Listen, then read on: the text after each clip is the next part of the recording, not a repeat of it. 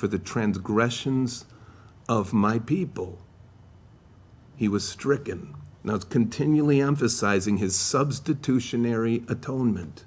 And then in one of the most dramatic Old Testament prophecies regarding the willing substitution of the Messiah, verse 9 goes on to say, they made his grave with the wicked, but with the rich at his death, because he had done no violence, nor was any deceit in his mouth. This is documented in all four Gospels, how that they, the Jews at the time, those who put him to death through a mockery of justice, they assigned him his grave literally with the wicked, in that he was condemned, sentenced, and crucified as a criminal.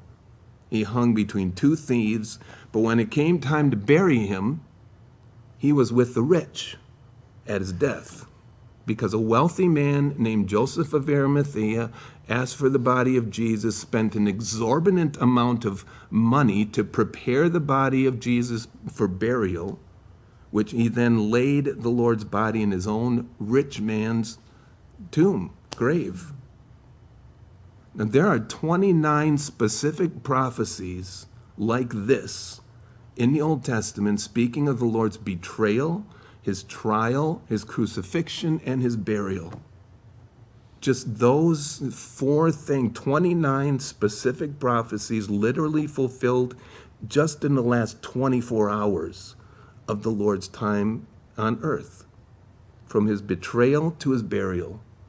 And you can look them up, and you can get the Josh McDowell books, and they're very handy to have. But I mean, just in 24 hours, this is pretty specific, the way that this is written. How can you miss this? We're going to have him a criminal, but a rich man's going to put him in his grave. And there's hundreds of fulfilled prophecies over his lifetime, 29 just in the last 24 hours. And God has the last word, of course,